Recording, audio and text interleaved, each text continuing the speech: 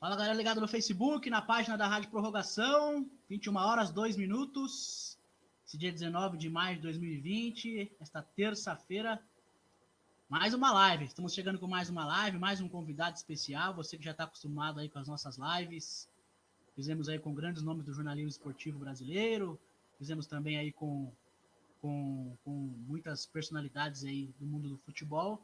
E hoje mais um jornalista conhecido, que teve aí anos de Rádio Jovem Pan, quase 6 anos para ser mais exato, setorista do Corinthians.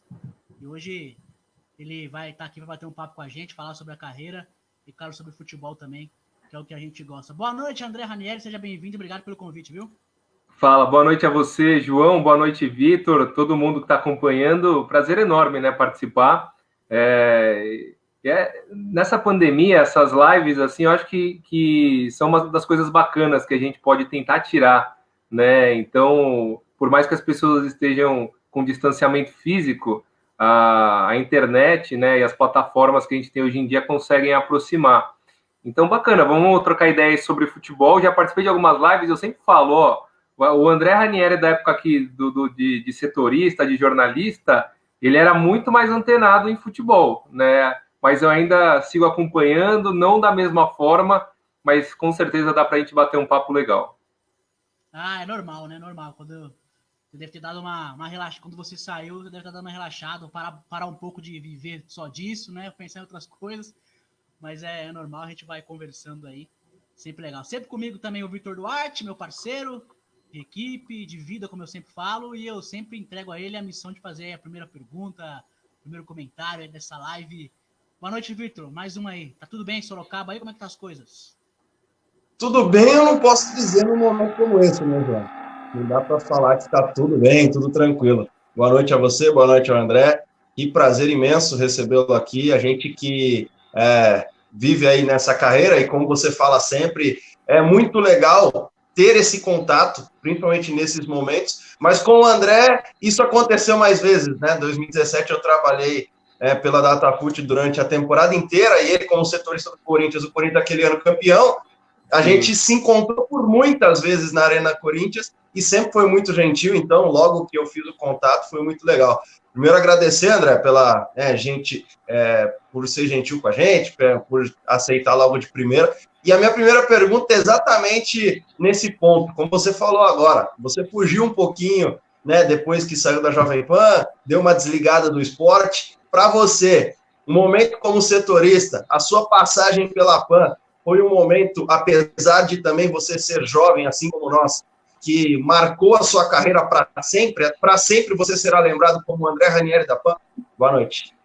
Fala, Vitor, valeu pelas palavras aí, de verdade, é sempre bom, assim, o contato de zona mista, de estádio, eu acho bem legal, e o trampo de vocês também é animal, é uma coisa que tem muito amor, né, envolvido, então eu tiro o chapéu, de verdade, não é fácil, eu sei que não é fácil. Eu tenho muitos amigos que são de rádio web e que dão sangue mesmo pelo negócio, né? E que fazem uma cobertura muito bacana.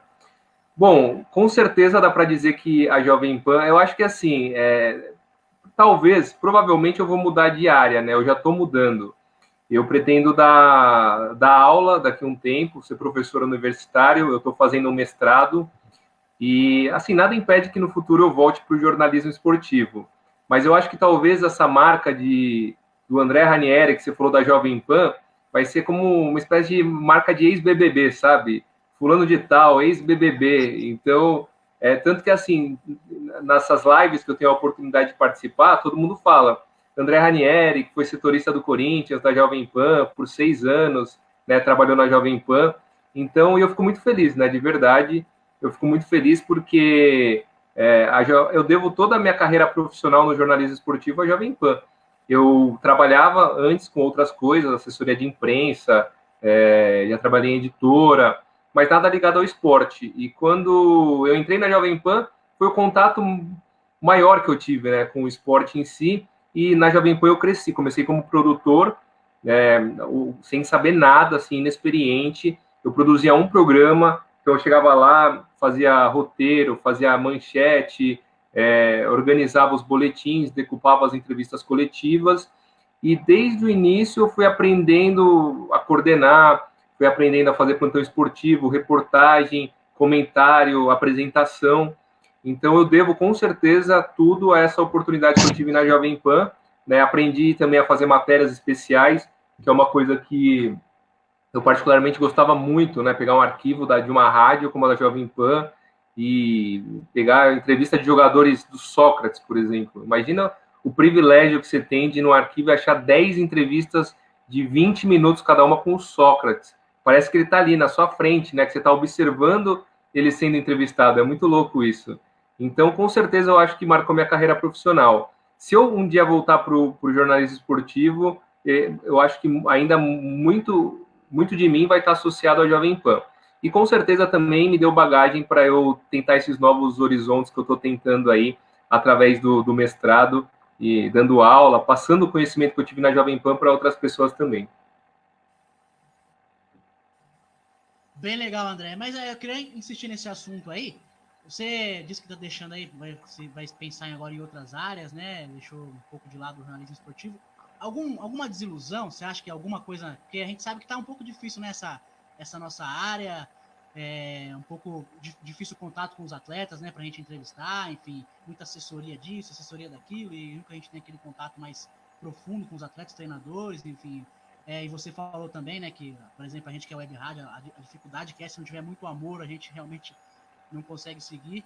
Eu queria saber se você também por estar muito difícil e às vezes injusto esse mundo do jornalismo esportivo, se também tem a ver com isso, você pensar em outras coisas agora, ou não é realmente uma decisão que você já havia pensado antes? Como é que é, André?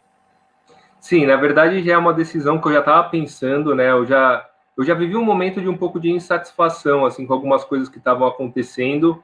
Esse meio não é fácil, né? Não é fácil. Tem muito ego envolvido em rádio, em televisão. Então você tem que aprender a lidar com algumas situações que nem sempre são muito saudáveis, digamos assim, né? Então eu já estava assim desgastado. Eu vou utilizar a palavra desgaste. Eu gostava do que eu fazia, mas querendo ou não, depois de um tempo, pelo menos comigo, né? Não posso afirmar que isso aconteça com todo mundo. Aquela paixão inicial de você estar trabalhando com futebol, que foi seu sonho durante toda a sua vida, ela não se mantém igualzinha ano após ano, ela vai naturalmente diminuindo. Então, eu acho que assim, o prazer que estava me dando trabalhar com futebol não estava valendo a pena em relação às situações que eu tinha que passar, de embrulhar estômago, desde do ego que eu te falei, dentro do próprio meio, até também relacionamento, às vezes, com o clube, com assessoria, assim, já estava me dando nos nervos, né?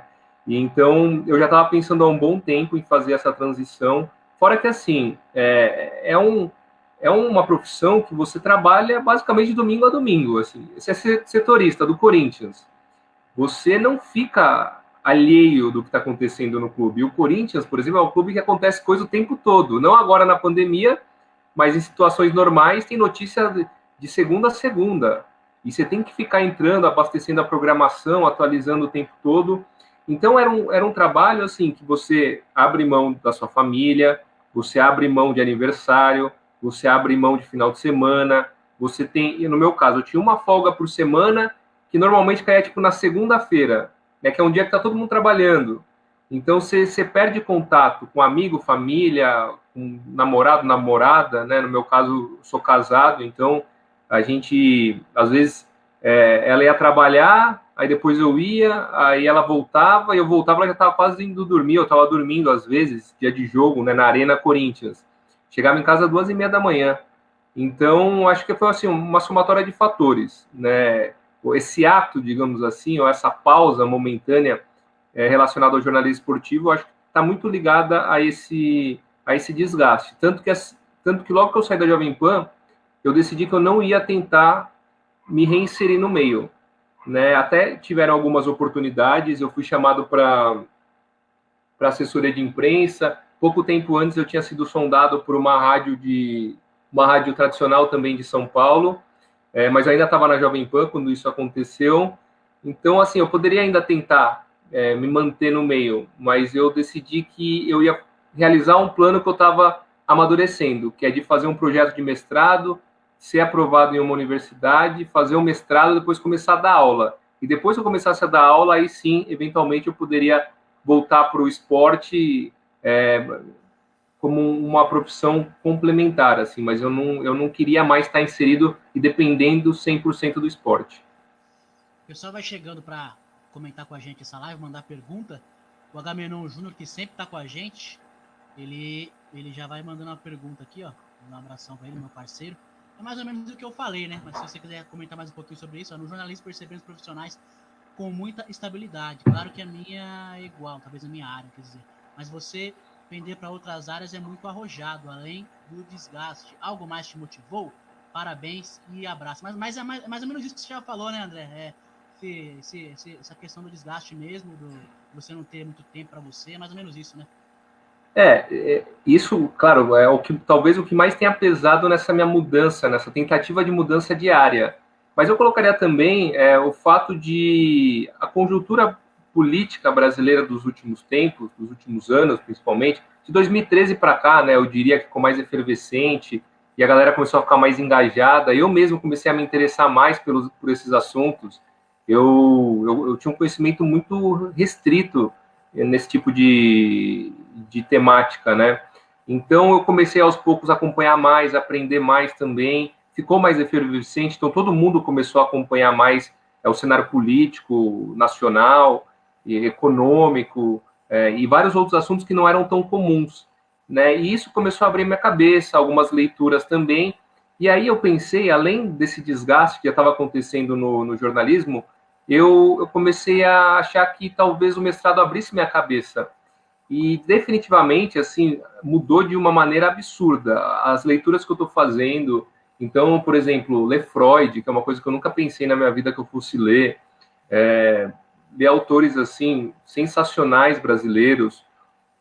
Por exemplo, eu li recentemente um livro sobre as democracias que eu achei sensacional, eu li um livro do Freud sobre as massas também, que eu achei sensacional. Eu estou lendo um livro do Paulo Freire, que é um livro, um dos livros, é o principal livro dele, né, que é a Pedagogia do Oprimido, que é um livro que alçou ele para o mundo. Ele é o terceiro autor mais citado em educação no mundo todo, né? Ele é o autor brasileiro mais citado, é o terceiro do planeta.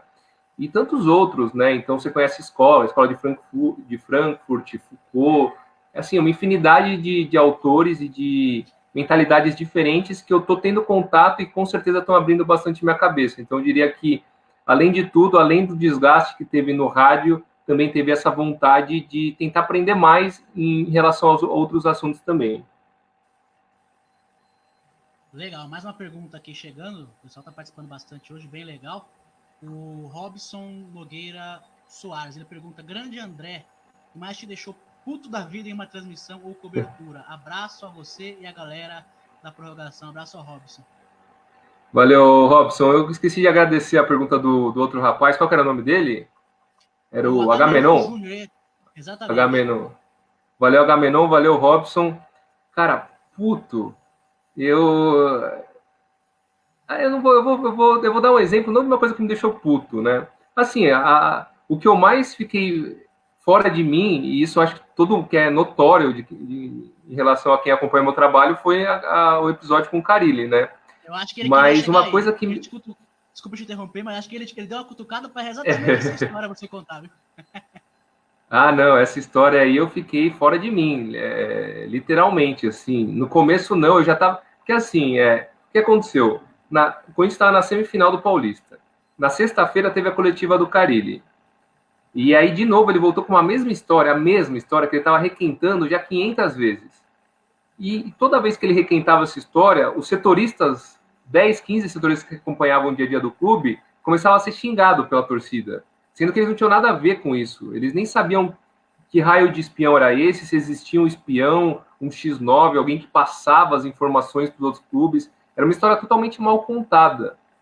E eu não estava na sexta-feira na coletiva que ele falou isso pela milésima vez, porque eu estava na Jovem Pan participando do Esporte em Discussão, que é um programa da rádio.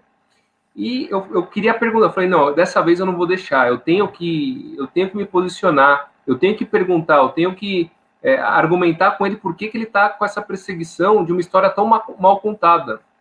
E aí eu fui, e eu ia perguntar, eu já tinha pensado, tanto que eu tinha falado com o assessor dele, eu tinha reclamado com o assessor, falei, pô, de novo.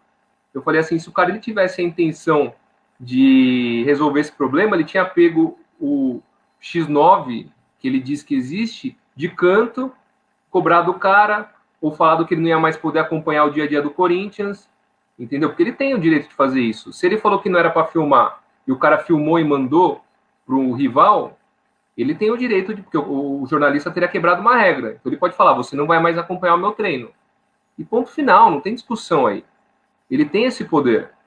Só que não, parece que ele queria a muleta para justamente justificar quando o time não estivesse jogando bem.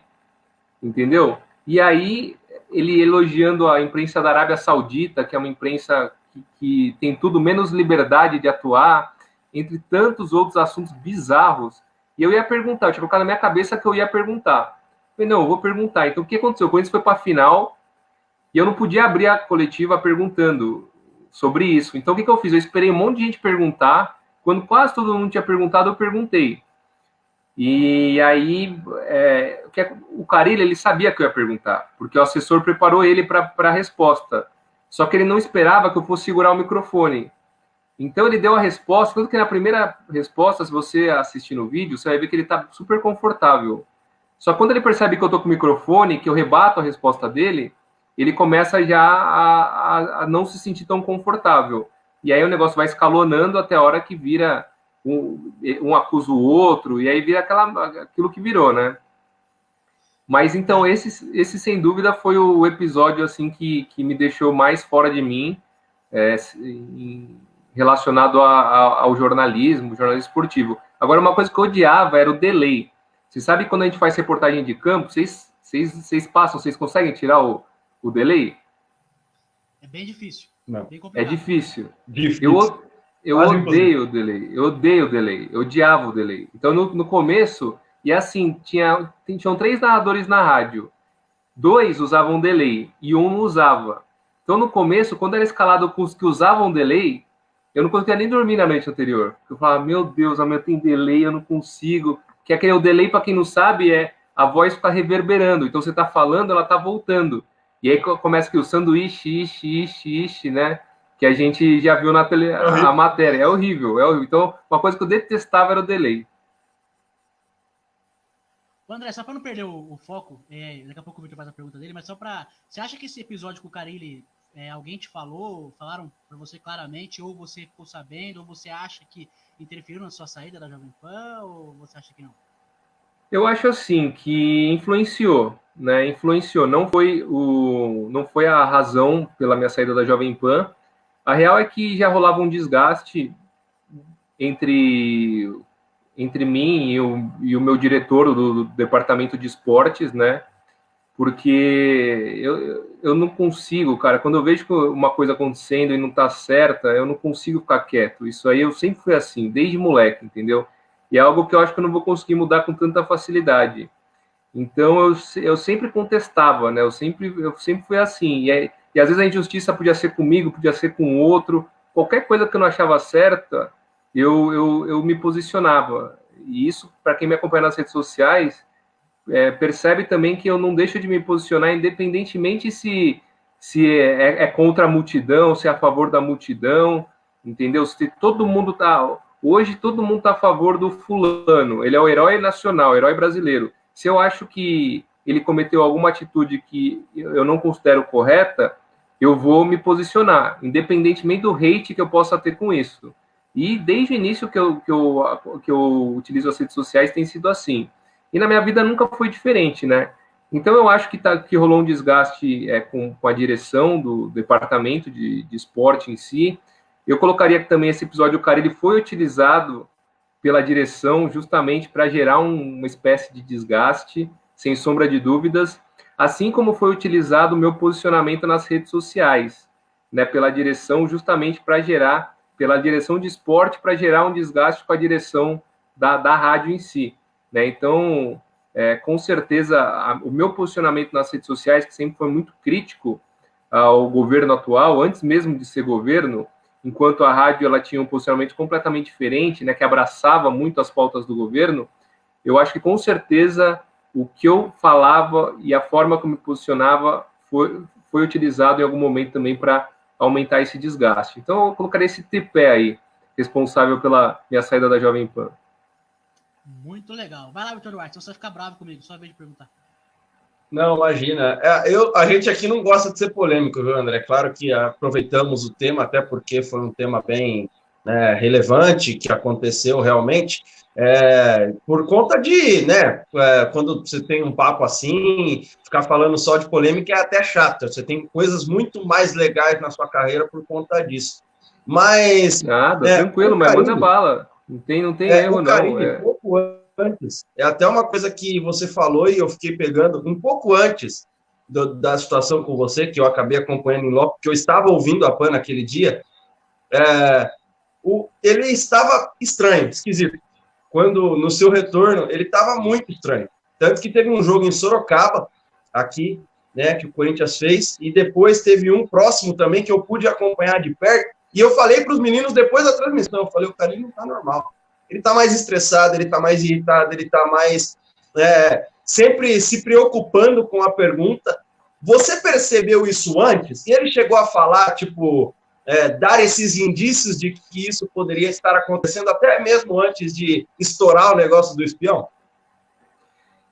Sim, a realidade é que o Carille, ele é um cara melindrado, entendeu? Ele é melindrado, essa é a palavra. E no Corinthians tem muita gente que adorava alimentar ficções, alimentar histórias, amplificar fatos, e ficavam na cabeça do Carille criando monstros, e criando monstros. E o Carille mergulhava de cabeça nessas criações aí, fictícias, ficcionais, entendeu? Então ele é uma pessoa que é melindrado, que tem mania de perseguição. Você lembra daquele personagem? Eu não assisto novela, mas você lembra que teve um personagem do Bruno Galhaço uma vez, em uma novela, que ele ficava assim, estão me seguindo, estão me seguindo. Ele ficava trancado no quarto, o Tarso. É isso aí.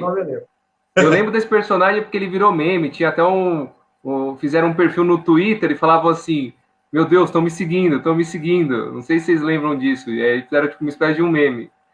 Então, cara, ele é meio esse personagem aí. Ele é melindrado, ele acha que é uma teoria conspiratória para prejudicar ele. Como ele, desde que ele surgiu, ele teve muito sucesso, ele conquistou muitos títulos e ele conviveu com muitos elogios, ele não soube lidar com as críticas. Eles achavam que os jornalistas criticavam ele porque era uma teoria conspiratória, ou porque odiavam ele, ou porque queriam prejudicar ele, não porque o Corinthians estava jogando mal. Né? E assim, muitas dessas críticas ao Carille, a jogadores, a outros treinadores, eu particularmente acho que são exageradas, mas é a imprensa brasileira, ela é feita nesse molde, né?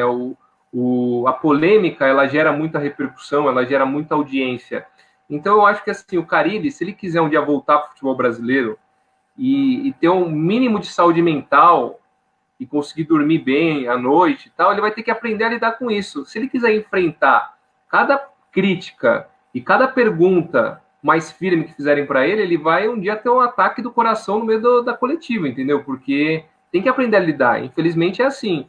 Né? Você está no futebol brasileiro, aqui tem muito sensacionalismo mesmo, e enquanto tem jornalistas que pegam pesado, mas pegam pesado baseado no jogo, baseado no que eles estão vendo, entendeu? Críticas que são, na verdade, verdadeiras, e aí ele tem que aprender a lidar com esse tipo de coisa. Se ele não sabe lidar com crítica, dificilmente ele vai conseguir ser treinador no Brasil, né? Não existe um técnico que só ganhe. Apesar de, em determinado momento, ele ter achado isso, que ele ia começar 2017 ganhando, 2018, 2019, 20, 21 e para sempre ganhar e nunca receber crítica, isso é impossível, né? Pelo menos até hoje nunca existiu ninguém que conseguiu esse feito aí. No Brasil e fora também, né? Até o Guardiola já foi criticado. O Guardiola, exato. Os técnicos aí. E o Carille realmente, acho que é unanimidade, todo mundo concorda que ele voltou diferente da segunda passagem dele do Corinthians. Ele vai ter que rever um pouquinho alguns conceitos aí, tanto na parte, na minha opinião, né, na parte tática, enfim, no jeito que ele treina o time e também no trato com a imprensa, enfim. Mas vamos sair um pouquinho desse assunto. Como o Vitor Duarte falou, a gente não gosta também de falar só de polêmica. Eu quero saber um pouquinho desse momento atual, né, do Corinthians. Você que deixou de ser setorista, mas continua acompanhando. Você faz lá o podcast Timão, né, com o Vitor Guedes, Sim. que acompanha também.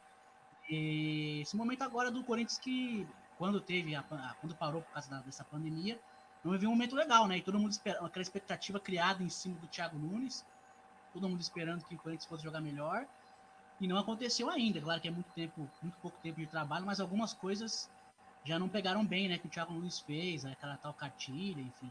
O que você pode dizer? Você acha que o Thiago ainda tem que dar mais tempo para ele trabalhar, ou você acha que realmente não deu certo, como alguns dizem que já tem que mandar embora, não deu certo? Qual que é a sua opinião sobre isso, né? Quanto à cartilha, eu achei patética, né? A cartilha em si foi totalmente patética. Eu odeio esse estilo militar, né? Que alguns técnicos querem ter, pulso firme. Isso aí não leva a lugar nenhum na minha visão, né? Eu acho que existem outras maneiras de você administrar bem o elenco que você tem. Agora, em relação ao Thiago Nunes, eu particularmente gosto muito dele. Eu acho que ele tem potencial. Quando ele foi anunciado como técnico do Corinthians, eu lembro que eu estava até no hospital, que o meu avô, ele tinha passado mal, eu estava lá com ele.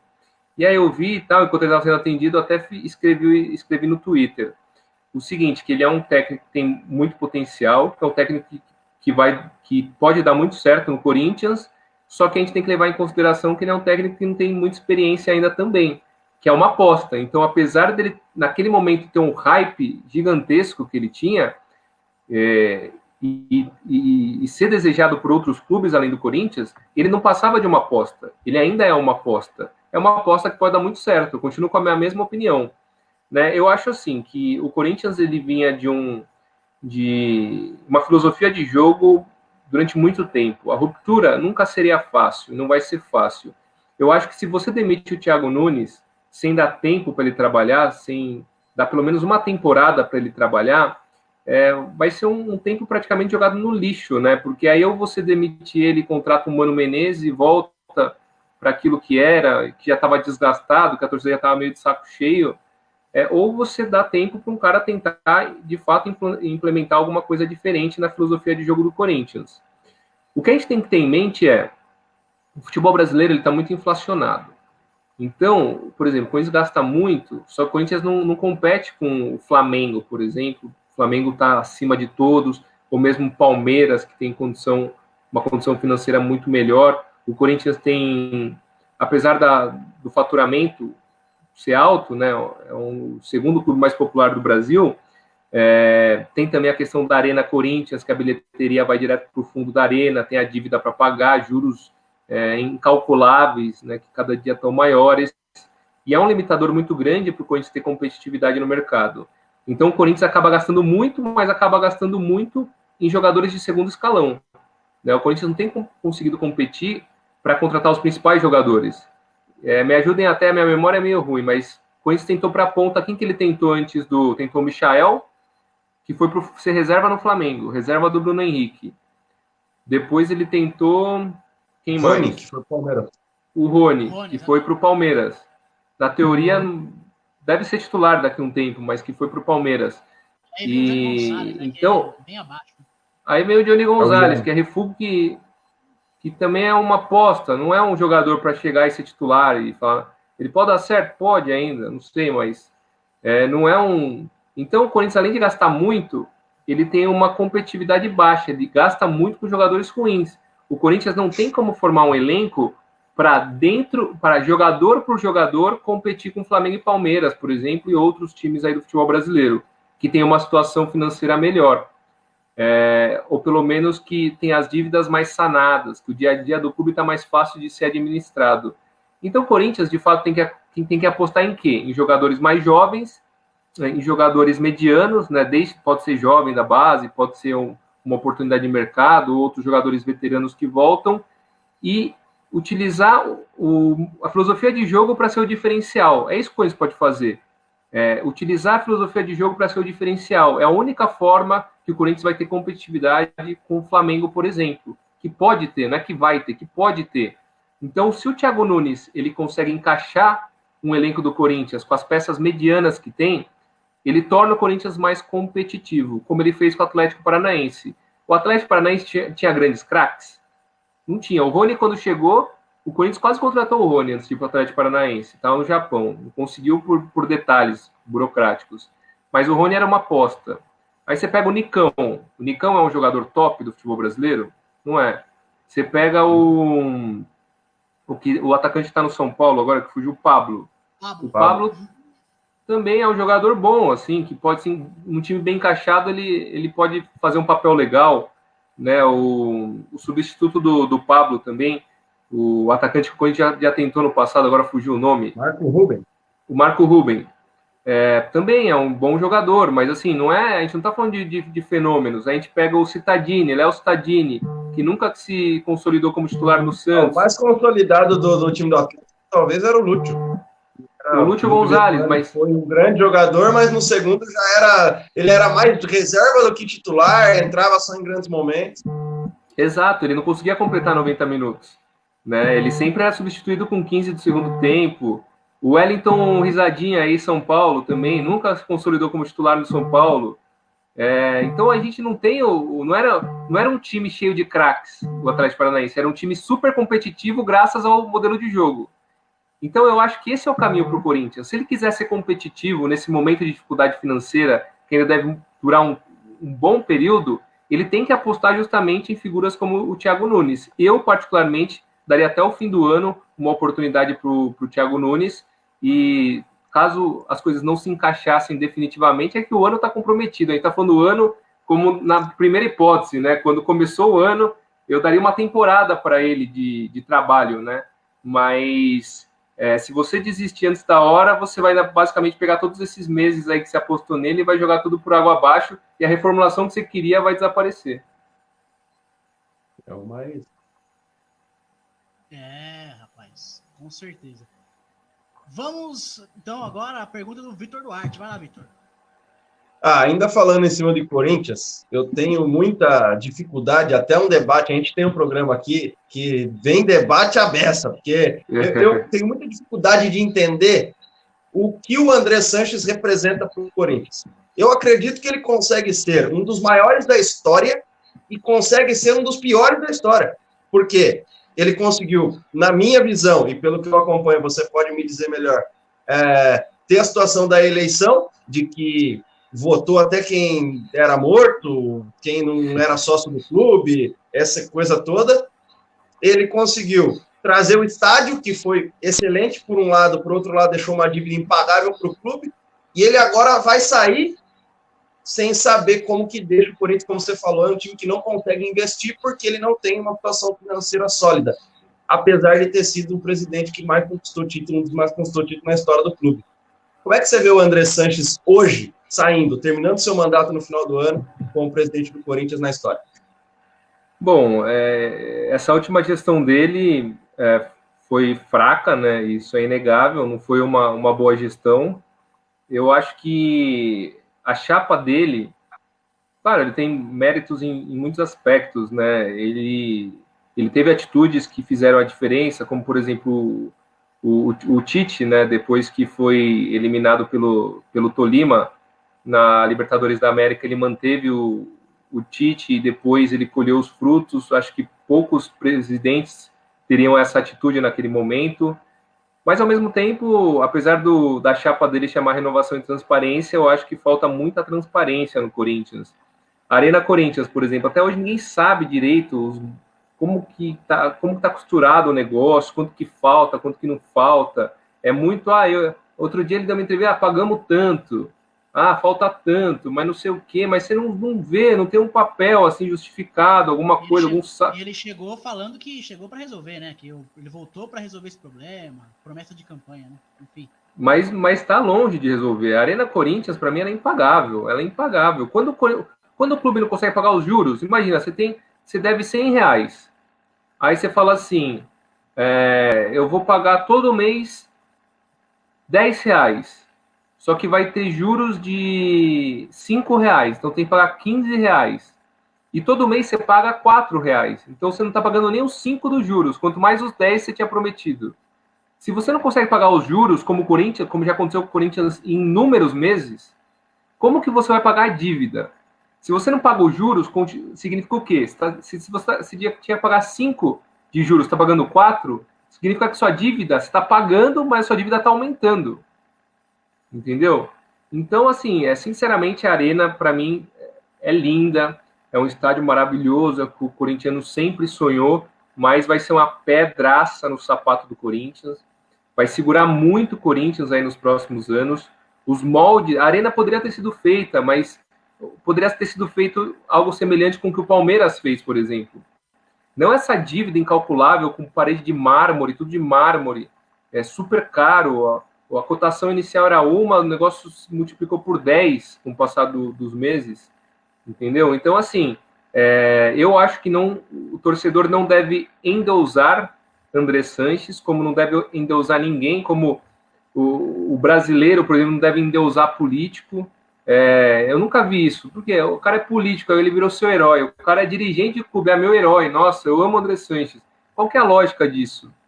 Entendeu? Então, eu acho que assim, o torcedor do Corinthians, eu colocaria num lugar que não é um pedestal, que você não vai endeusar ele, que você vai se recordar de atitudes muito boas para o clube e muito acertadas, como do Ronaldo Fenômeno, que foi uma baita de uma jogada, e você vai recordar de outras atitudes que não foram tão boas, né? Que foram erros estratégicos grotescos, como não a Arena Corinthians em si, mas o modelo que ele utilizou para a construção da Arena Corinthians, o dinheiro que ele gastou para a construção da Arena Corinthians. Então, acho que ele poderia ter feito de uma forma muito mais acessível e muito mais pagável do que ele fez.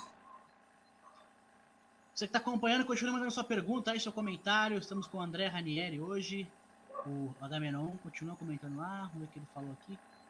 Acompanha as lives há algum tempo, todos que passam por aqui são extremamente inteligentes e com opiniões fortes e sensatas. Show, tá falando de você, Ana, tô te elogiando. Tamo junto, é nóis. E os comentários aí. André Ranieri está conosco aqui na nossa live de hoje. Você continua mandando seu comentário aí e a sua pergunta. Já que falamos do Corinthians, vamos falar um pouquinho agora dos outros grandes de São Paulo, né, André? Você como setorista aí há algum tempo acompanhou mais o Corinthians, mas é claro que na Jovem Pan você também participando dos programas e em jogos também, fazer jogos do São Paulo, do Palmeiras, do Santos também, sempre. E os lados pros lados do São Paulo, hein? Você acha que o Fernando Diniz começou contestado, né? O Fernando Diniz, que é um cara que todo mundo sempre deposita muita confiança, pelo jogo que ele impõe, pelas ideias dele, né? Que dizem que são revolucionárias e que vão fazer o time do São Paulo ir bem. E agora parece que na hora que ele estava acertando o time, teve essa parada aí, né? Infelizmente, essa pandemia parou todo o futebol. Mas você acha que você gosta do estilo do Fernando Diniz? Você acha que pode realmente dar certo? Pode fazer o São Paulo voltar a conquistar títulos, André? Eu gosto muito do Diniz, né? Na época da Jovem Pan eu sempre defendia bastante ele. Ele tem boas ideias. Eu acho que na execução ele tem algumas coisas para melhorar.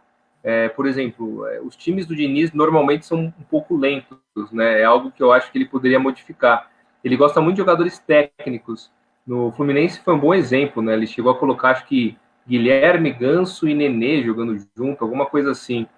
E são jogadores que têm muita qualidade técnica com a bola no pé, mas que não têm a intensidade necessária no futebol que a gente acompanha hoje em dia. Então, eu acredito assim, que se ele adaptar as ideias de jogo dele em alguns aspectos, ele vai se tornar um treinador super competitivo e de altíssimo nível, né? As ideias ele já tem. Agora, as aplicações, na minha visão, claro, elas precisam ser um pouco desenvolvidas.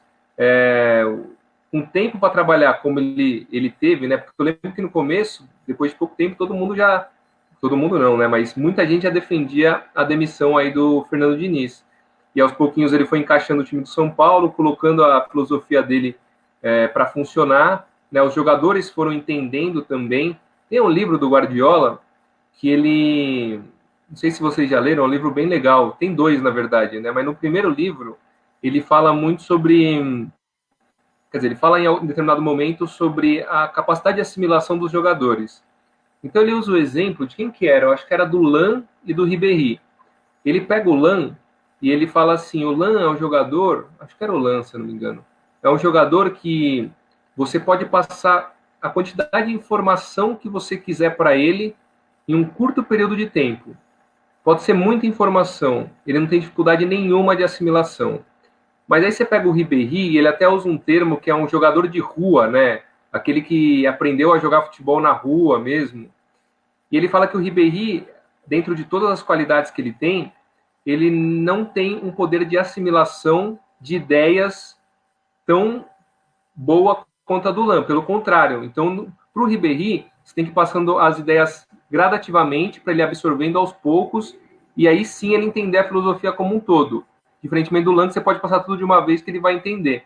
Então, eu acho que é fundamental, principalmente para quem tem ideias mais complexas, digamos assim, como o Fernando Diniz, é fundamental que ele tenha um mínimo de tempo para conseguir passar as ideias dele para todos os jogadores, não só os jogadores que têm mais facilidade para assimilar elas, mas também para jogadores que, em tese, têm um pouco mais de dificuldade para compreender essas ideias aí do Diniz.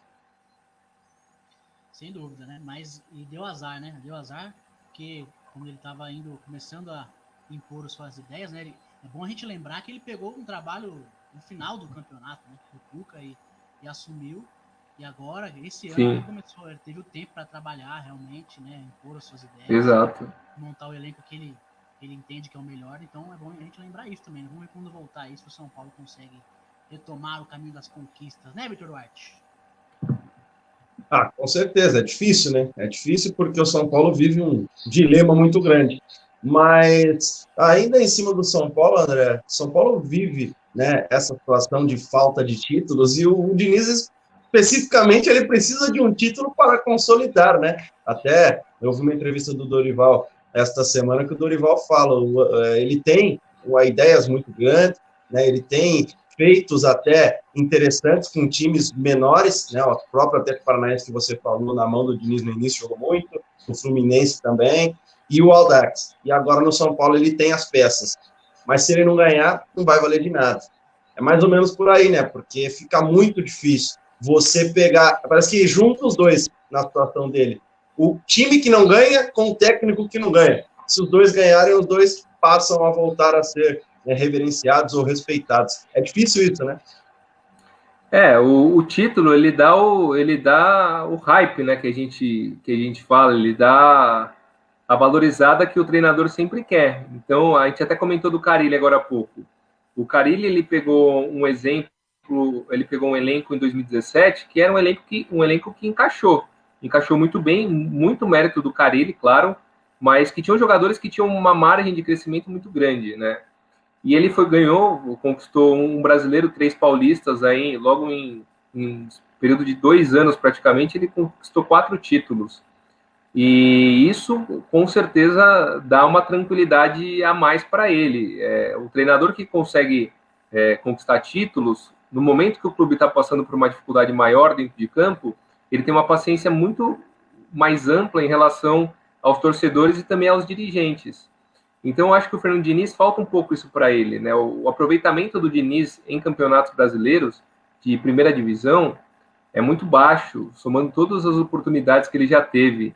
Ele não consegue um aproveitamento aceitável, acho que é 30 e poucos %. Até chegar no São Paulo, ele tinha vencido 7 jogos, né, nos 2 times, tanto no Fluminense quanto no Atlético Paranaense. É muito pouco. Exato, é muito pouco. E a gente sabe que no futebol brasileiro, hoje em dia não só no futebol brasileiro, né? Porque essa mentalidade brasileira que a gente sempre teve de cobrança muito exacerbada, em pouco tempo querer muito resultado, isso está acontecendo muito também em outros centros que não era tão comum, como Inglaterra, Itália, Espanha. Hoje em dia a paciência com o treinador é muito menor do que já foi. Mas eu acho que o fato de você não conquistar as vitórias, não conquistar títulos, isso atrapalha muito. O Diniz, com certeza, se ele conquistasse um título, por mais que fosse um campeonato paulista, ele ganharia mais cancha, mais tranquilidade, mais respeitabilidade, né, como diria o Tite, dentro do próprio meio dos treinadores, né? Ele ganharia mais poder de barganha, eu acho que, para discutir com os jogadores, a direção, né? Ele ganha uma proteção maior. Então, vamos ver, né? Eu acho que ele tem capacidade, eu acho que depois que ele conquistar o primeiro título, a chance de outros virem na sequência aumenta consideravelmente, mas ele tem que romper essa barreira aí, né? Uma boa campanha na primeira divisão do Brasileirão, e de preferência com um título, seria fundamental aí para a consolidação dele como treinador. A gente não dá para apontar o Diniz como um treinador super consolidado, né? Ele é um treinador que tem muito potencial. Acho que a melhor definição é essa, ele precisa se consolidar. Exatamente. Estamos com o André Ranieri aqui, rapaz. Você continua mandando seu comentário aí nessa live, sua pergunta. Mais uma live muito legal que a gente está fazendo aqui. Vamos até as 10h15 mais ou menos. Você pode mandar seu comentário e participar da nossa live no Facebook. E essa semana acompanhe com mais novidades e mais lives também com a gente aqui até o final da semana. Já que a gente falou do Corinthians e do São Paulo, pra gente completar aí, né, André? Tem também o Palmeiras, né? Que teve o retorno do Vanderlei Luxemburgo, né? Fez um bom trabalho no Vasco da Gama, né? Todo mundo acha que fez um bom trabalho. Enfim, não sei sua opinião se fez ou não, mas ele fez um bom trabalho lá. E o Palmeiras resgatou, quando todo mundo esperava que o Palmeiras fosse atrás do São Paulo, né? E foi atrás, mas não conseguiu a contratação. A alternativa que o Palmeiras achou foi o Vanderlei Luxemburgo. O que você acha desse início de trabalho do Luxemburgo? E se você acha que ele tem condições de levar o Palmeiras a bater de frente com o Flamengo, quem sabe, André? Cara, o Luxemburgo, assim, você sabe que eu tive muito contato com jogadores que foram treinados pelo Luxemburgo, né, durante a carreira. Então, o Vampeta trabalhava comigo, o Edilson Capetinha e tantos outros, né? E, assim, quando você pergunta para esses jogadores qual foi o melhor técnico que eles tiveram a oportunidade de ser treinado, eu acho que a cada 10, 9,5 falam que foi o Luxemburgo. Né, o Luxemburgo ele foi um fenômeno. Ele foi um fenômeno nos anos 90, início dos anos 2000, no futebol brasileiro. Assim, era absurda a capacidade dele. Ele, de fato, estava muitos passos à frente dos outros treinadores da época dele. Mas eu acho que, em determinado momento, eu acho que o grande problema para o Luxemburgo foi o dia que disseram que ele estava desatualizado, que ele estava ficando para trás, e ele criou um trauma, uma barreira nesse momento que impediu com que ele continuasse com a mesma pegada que ele estava, né? E então ele entrou num momento de declínio, né? Eu até diria que um momento de declínio. Tanto que as entrevistas dele, sempre que ele era perguntado sobre isso, você ficou para trás, você acha, tem gente que fala que você está desatualizado. Ele ficava completamente fora de si. Né? No Vasco da Gama, eu acho que ele fez um bom trabalho, tendo em vista o elenco que o Vasco tinha, né, e as chances que tinha de rebaixamento, principalmente. No Palmeiras era muito início ainda, eu acho que é até difícil de avaliar. Potencial ele tem, mas eu acho o Luxemburgo, potencial para voltar a ser algo não como ele era, eu acho que é praticamente impossível, mas relativamente próximo do que ele foi, eu acho que existe essa possibilidade. Mas, primeiramente, o Luxemburgo precisaria esquecer um pouco essa cobrança de estar desatualizado, estar ficando para trás, abrir mão disso, deixar de lado e focar dentro de campo. A gente sabe que o Luxemburgo também tem outras distrações, né, fora de campo, e isso atrapalha um pouco ele às vezes, mas ele tem totais condições de fazer um bom trabalho no Palmeiras. Eu, particularmente, boto uma fé. Não botava muita fé quando ele foi anunciado. Eu falei, Luxemburgo, o Palmeiras já errou tanto com o treinador, né? Mandou o Roger, acho que equivocadamente, embora, e aí contratou o Eduardo, depois contratou, qual foi a sequência? O Eduardo, o Filipão... Saiu o Cuca, veio o Eduardo, o Cuca voltou, né? Aí veio o Roger, enfim, muitos treinadores realmente. Né? Então não... Eu acho que assim, não era o treinador ideal na minha visão naquele momento. O Sampaoli, para mim, seria o cara ideal. Eu apostaria nele. Com o elenco que o Palmeiras tem, com a qualidade dos jogadores, eu apostaria no Sampaoli, mas... não deu, então vamos ver de Luxemburgo. Eu acho que ele pode fazer um bom trabalho, sim. Também gosto do Vanderlei, é impressionante, realmente. Todos os jogadores que trabalharam com ele falam que foi o melhor, enfim, que eles tiveram. Não tem como o cara ser ruim, né? Se todo mundo fala isso, né?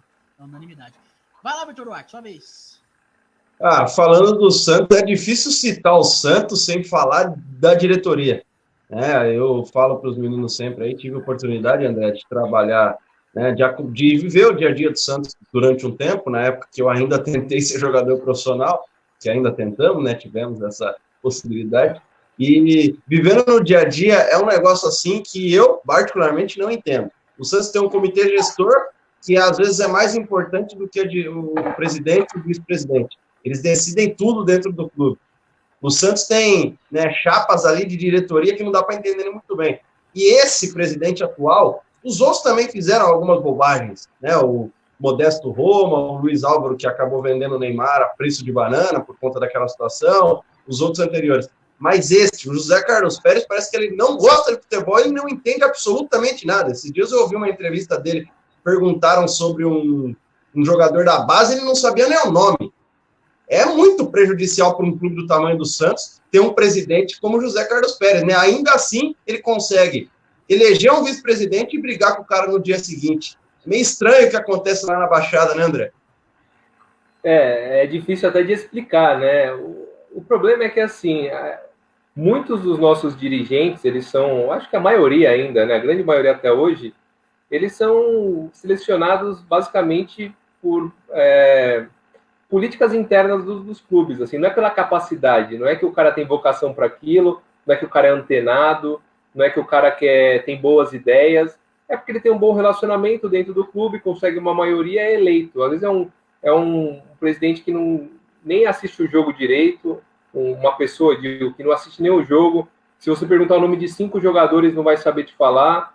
Que se você perguntar o último título que o time ganhou, ele também não vai saber falar. Que ele tá lá, ele tá no clube, passeando, faz relacionamento com um, com o outro. Né? No caso do Corinthians, por exemplo, tem muito dos candidatos prometerem para o cara da bocha uma coisa, aí promete para o cara do futevôlei outra. E como são os associados que votam, né, que é uma quantidade pequena de pessoas, então você consegue se eleger desse jeito, fazendo política, independentemente da capacidade que você tenha. Você pode não ter capacidade alguma, mas se você sabe fazer política, provavelmente você vai ter a oportunidade de gerir um clube. O problema é que quando você chega lá, isso vai demandar de você conhecimentos específicos, que só a politicagem que você soube fazer não vai ser suficiente. Então, eu acho que o Santos, assim como outros clubes, enfrentam muito essa dificuldade, né? A profissionalização dos dirigentes brasileiros é bem precária. Eu acho que falta muita capacidade e sobra politicagem. Esse é um problema enorme. E isso acontece, vamos estender, né? Acontece no futebol, acontece na vida normal, muita politicagem e pouco a fazer, né? Literalmente. Mas vamos sair um pouquinho, voltar para a área dos bastidores, até porque a gente está começando, e você acabou de falar, né, no início da nossa live, que pretende ser professor. A gente teve na semana passada aqui, o Alexandre Pretzel, né, um dos grandes repórteres da história do rádio, inclusive, com vários prêmios, acredito que deve, né, um companheiro aí.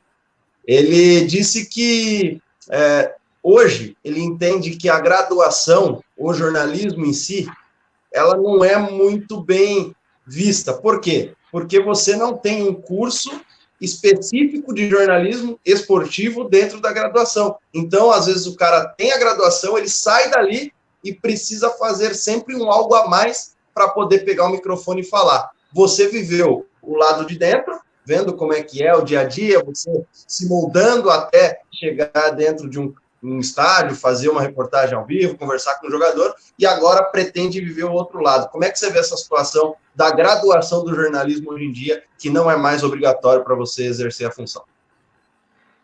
Eu acho assim que eu estava na faculdade quando caiu a obrigatoriedade do diploma de jornalismo, né? E eu lembro que a gente, assim, os alunos que estavam cursando a universidade naquele momento, todo mundo ficou meio apreensivo, falou, pô, e agora, né? Não precisa mais de diploma, o que vai acontecer? Só que eu acho que, na verdade, não mudou nada, assim, porque a gente existe a questão do processo seletivo, né? O processo seletivo, ele leva em consideração alguns aspectos. Então, por exemplo, na Jovem Pan, eles viram se eu era jornalista. Então, você precisa de alguns pontos que você precisa preencher para você fazer parte, para você ser entrevistado, fazer um teste, qualquer coisa. Então, o diploma de jornalista, eu acho que é a primeira coisa, porque tem 500 pessoas. Eles não têm condições de fazer as 500 entrevistas. Às vezes, dentro desses 500, tem o mais talentoso não tem o diploma. Mas nunca ninguém vai saber, entendeu? Porque eles precisam selecionar. Como eles não conseguem fazer os 500, eles vão fazer 500 pessoas. Quem tem diploma de jornalista? 300. Então já caíram 200 pessoas. Quem tem mais de 2 anos de experiência? Ah, 100 pessoas, já caíram mais de 200. Ah, quem já tem experiência no meio? Ah, 50. Aí caíram mais... Então, eles querem chegar em 30, 20, 10 para entrevistar. E isso você vai meio que... São ferramentas que o RH das empresas utilizam. Então, nesse processo, provavelmente, você tira muitas pessoas talentosas. Talvez você tire o mais talentoso, você perca nesse processo. Mas você não tem como entrevistar todos. Então, eu acho assim, que o diploma de jornalismo, por mais que ele não seja mais obrigatório, dificilmente, como acontecia antigamente, de um cara começar como boy numa empresa e terminar como narrador ou como apresentador. Eu acho que antigamente isso era possível. A gente tem vários exemplos. Hoje em dia isso é muito difícil. Daqui para frente vai ser muito difícil. Então eu acho que o diploma ele continua sendo, aliás, mesmo sem ser obrigatório, ele é mais fundamental que nunca. E sobre a preparação, especificamente de um profissional mais que saia da faculdade mais pronto para trabalhar no jornalismo esportivo, eu acho que a prática mesmo é que vai trazer mais as ferramentas que ele vai precisar. Eu entrei na PAN muito cru, né? Eu não sabia fazer nada. Eu aprendi tudo lá, aprendi a roteirizar, aprendi a fazer manchete, aprendi a coordenar, aprendi a falar no microfone, aprendi a improvisar, aprendi a acompanhar o resultado dos outros jogos enquanto a rodada estava rolando, a participar de uma jornada esportiva, fazer reportagem, fazer comentário, apresentar, mas tudo numa evolução gradual. Foram 6 anos aprendendo um pouquinho por dia para você conseguir desempenhar todas essas funções. Então, eu acho assim, a faculdade dá a base, é a base que ela vai dar.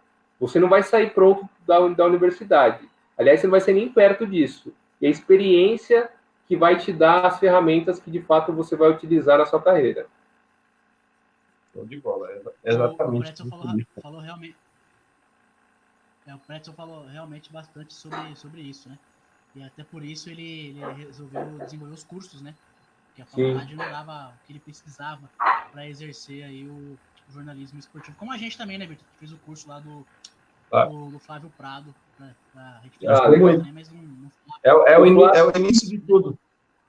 O Flávio, ele foi o cara que me deu a chance na PAN.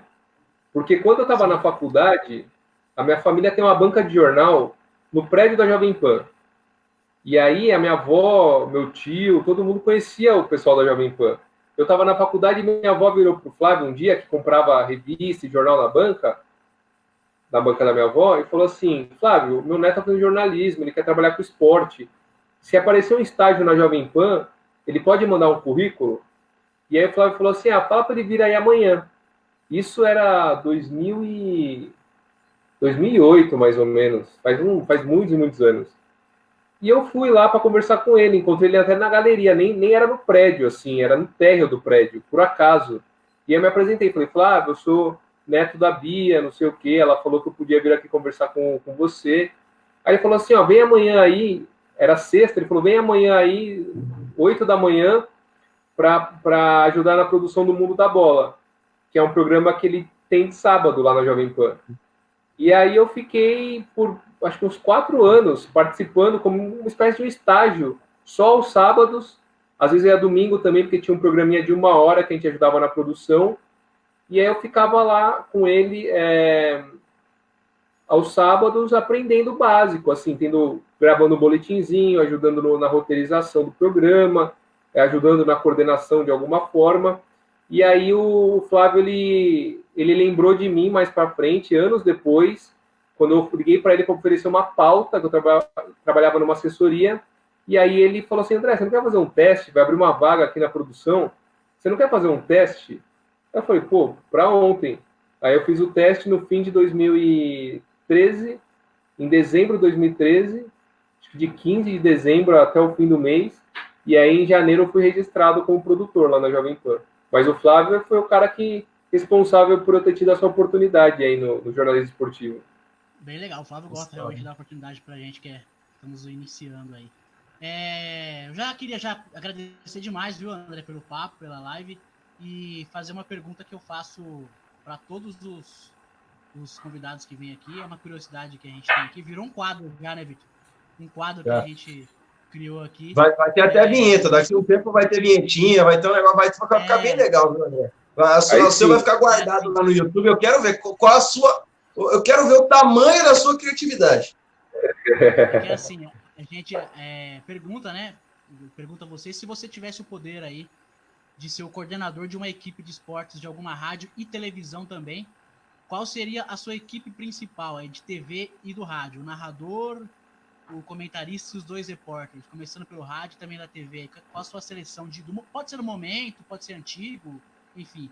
Na sua opinião, aí, quais são os melhores aí de cada área? Dos 2 repórteres, o comentarista e o narrador de TV e do rádio também, André. Vamos lá, vou começar pelo rádio, mais fácil para mim. Para a TV eu vou ter que pensar um pouco aí. Narrador, o narrador emoção, Nilson César. Ele é sinistro para mim, Nilson César. Gosto muito do Silvério também. Hã? Sorocabano, minha terra, pô.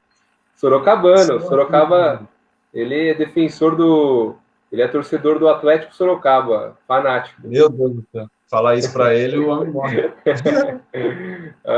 Então, eu gosto muito do Zé Manuel também. Os 3 narradores da PAN, eles eram muito bons, né? Eles são muito bons. O Nilson, o Zé Manuel, técnica voz de veludo, né? O Quartarolo falava que era a voz mais bonita do rádio.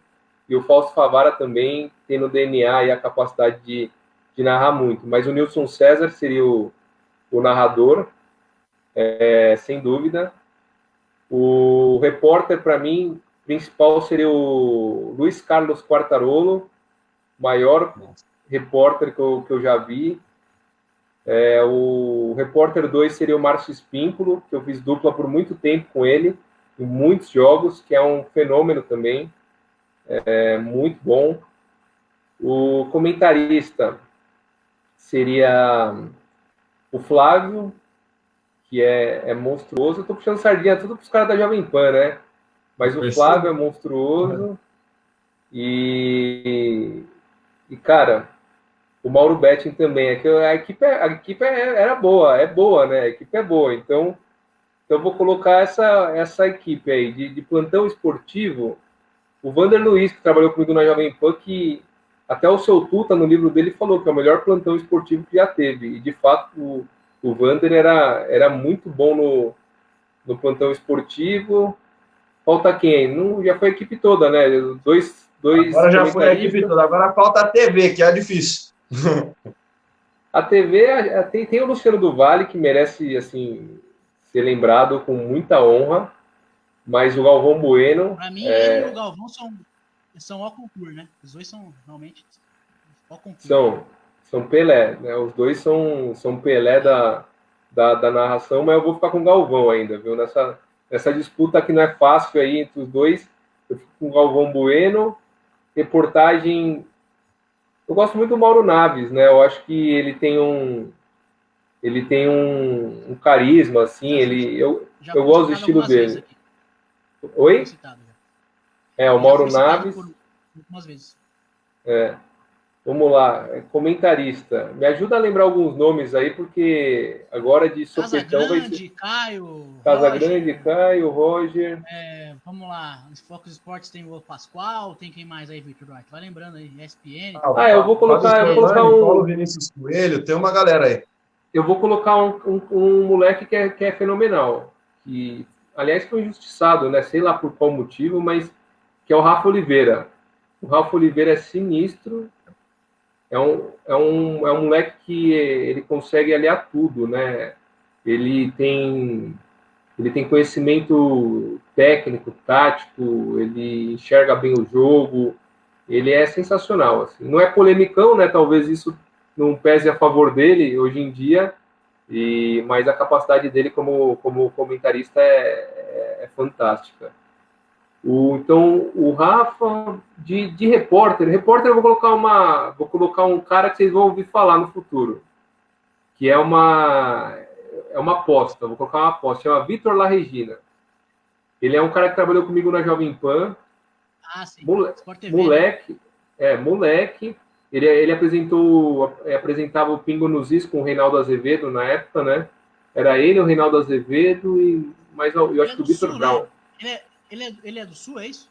Ele é daqui, mas ele tá acompanhando os clubes do Sul. Ele tá lá no Sul. Sim. Acho que ele acompanha Inter às vezes, Grêmio às vezes. Já fez meta em jogo grande, de quarta-feira da Globo. O moleque é fenomenal. Esse aí vai... Então eu vou pôr a dupla de repórteres. Um experiente, um mais moleque, Mauro Naves, Vitor La Regina. No comentário, eu vou pôr o Rafa Oliveira. Na narração, eu vou pôr Galvão Bueno. E mais um comentarista aí, para fazer uma dupla de comentaristas de televisão. Eu vou pôr o Bertozzi. Eu gosto muito do Bertozzi também. Que eu gosto mais meu estilo, né? Que são caras mais analíticos. Então eu vou pôr o Bertozzi e o Rafa. Que time espetacular montou aí o André Ranieri. É isso, Vitor Duarte. Mais uma live sensacional, mais um momento marcante aqui pra gente, né? A gente fazendo essas lives aí, eu falo sempre aqui. É claro que a gente quer criar conteúdo pro nosso canal, pra nossa página, que a gente quer, evidentemente. Mas mais do que isso, pra gente tem sido um aprendizado, né? Pra gente que tá começando agora. Um aprendizado, falar com esses caras aí que a gente tá falando. E o André é mais um. Terminando aí na live, Vitor Duarte. O que você quer dizer aí, suas considerações finais? Exatamente isso. Eu acho que é um momento legal, apesar de todos os problemas que estamos passando, para aprender ainda mais, para tirar conhecimento e para ouvir o que pessoas experientes, apesar do André não ter muita experiência, mas não ter tanta idade assim. A gente já teve aqui o Ricardo Martins, que está fazendo quase 30 anos de profissão, o Pretzel, que começou lá na década de 80, e outros também, né? O Quartarolo deve vir aqui na semana que vem, que você citou o maior de todos. Mas, André, gostaria de agradecer demais, né, toda a sua atenção, todo o seu carinho. Claro que eu gostaria que você permanecesse por mais tempo no esporte, no futebol, mas vai trilhar o seu caminho, vai fazer os seus projetos, e eu tenho certeza que vai ter muita sorte, não só por tudo que a gente conseguiu viver naquele curto espaço, né, naquela temporada para o Corinthians muito boa, para mim especificamente também, porque foi o início da minha carreira, e para você aprendi demais, né, no dia a dia, principalmente lá que a gente conversava bastante na Zona Mista, o espaço que vocês, né, todos os setoristas do clube me davam para fazer pergunta. Então fica aqui a minha gratidão, espero que você tenha muito sucesso na sua carreira e na sua vida também. Grande abraço, obrigado mais uma vez. Mais uma vez, obrigado pelas palavras aí, Vitor, João também. Você não tem nem que agradecer ao setorista por te dar espaço, né? Porque ali é o seu local de fala. E mais do que isso, você tem coragem de perguntar, porque tem muita gente que não tem coragem de chegar na coletiva depois do jogo, depois de uma derrota que o treinador está com a cara virada, e perguntar para ele. Então, você tinha essa coragem, você perguntava, e isso aí com certeza é mérito seu e a gente tem que tirar o chapéu. Então, eu só tenho a agradecer de verdade pelas palavras. Eu torço muito por vocês, eu torço muito... Cada pessoa que eu estou conversando nesse período, são todos, assim, pessoas com muito potencial, com muita qualidade, e que são gente boa, que eu acho que o principal é isso. É um meio que ele é meio contaminado com pessoas não tão legais. Tem gente muito legal e tem muita gente que não é tão legal. Então, eu vejo em vocês, assim, pessoas que com certeza vão fazer a diferença, e de verdade eu torço para que daqui a um tempo eu esteja acompanhando vocês aí, seja através da web rádio de vocês, sendo difundida para um montão de gente, que tenho certeza que é o sonho de cada um de vocês, seja num veículo tradicional, e vai ser muito legal. Quando vocês conquistarem aí o sonho de vocês, eu vou estar acompanhando e vou estar me divertindo junto. Bem legal. Valeu, André Ranieri. Esse foi o André Ranieri, mais um convidado aqui na nossa live, que está acabando agora. Muito obrigado a todo mundo que participou, que comentou. Essa live vai ficar, é claro, gravada aí no Facebook e vai para o YouTube também depois. A gente vai colocar no nosso canal lá, Rádio Prorrogação. Vai lá, se inscreve. A gente está precisando aí de inscritos. Não custa nada se inscrever, dar o seu like lá, que sempre é bem legal. Obrigado, Vitor Duarte. A gente volta aí no decorrer da semana com mais convidados. E é isso, muito legal a live de hoje mais uma vez agradecendo ao André Ranieri. Valeu a todo mundo, um abraço Vitor, um abraço André. Boa abraço. Sorte aí na nova empreitada com o professor. E aí a gente se encontra, quem sabe, em uma nova jornada da vida aí, que sempre é muito legal. Valeu, obrigado, um abraço a todos, até a próxima. Tchau, tchau. Tamo junto.